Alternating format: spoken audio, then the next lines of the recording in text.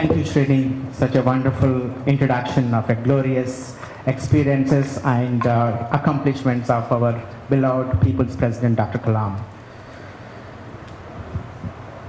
So in the midst of the rapidly developing and reforming India, we lost a great man who gave the direction called Vision 2020 for India.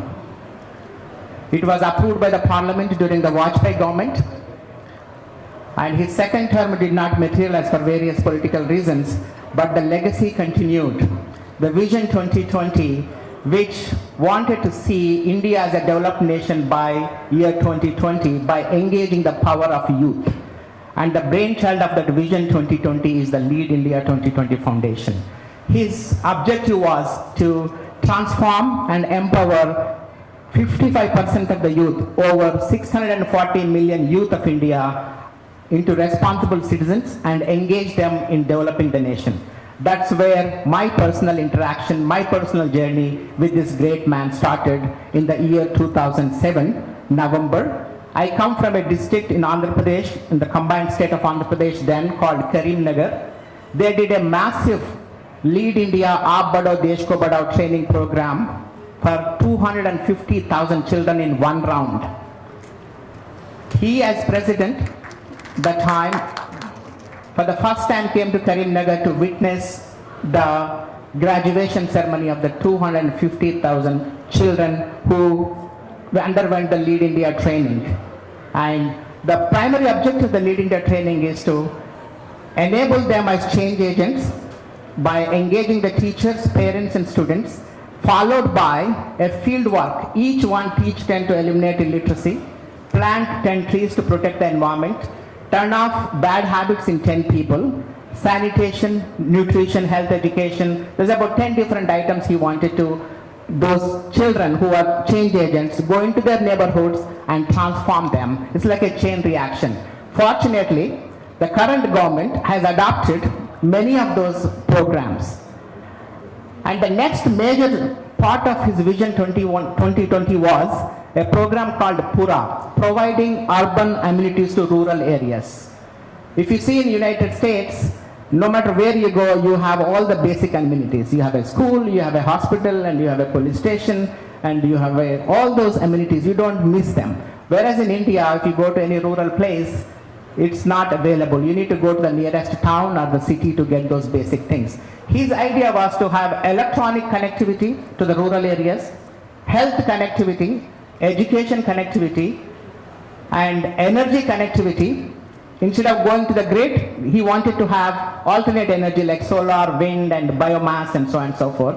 And ultimately, he believed that will give them the financial connectivity to reduce the migration of youth and the rural population to the cities. So that was his mission. And today's government, in the form of electronic connectivity, they called this Digital India, and now they are being implemented by the current government, and telemedicine and so on and so forth. I'm very happy to announce that the current government of our Honorable Prime Minister Modi has adapted some of these things to implement, to transform India holistically, addressing the rural areas.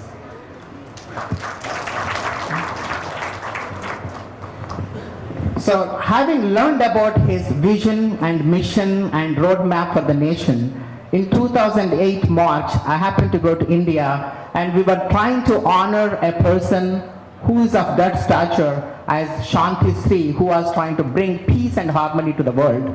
From our Ippanapalli Charitable Foundation, I wrote to him and he invited me to meet on March 8, 2008 at 8 p.m. in his official residence in Delhi. So that's how my journey started.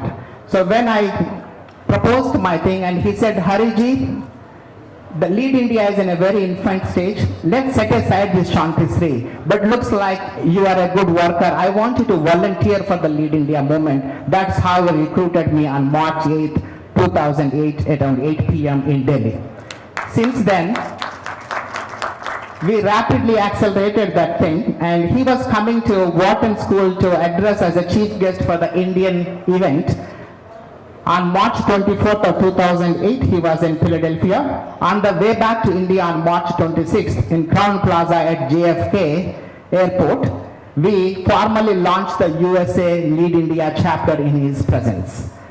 And since then I've been volunteering, and he appointed me in 2012 March again as trustee of his prestigious Lead India Foundation and also overseas coordinator, and his direction was to, Hariji, there is about 30 million accomplished non-resident Indians living abroad.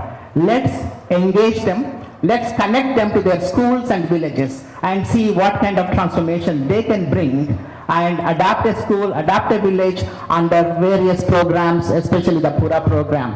And since then, we wanted to promote that. We registered the Lead India organization in the US, and it's a 501c3 organization. And Dr. Kalam launched the global website, and we all interacted with him in May of 2013 in Washington, D.C. And since then, the journey began.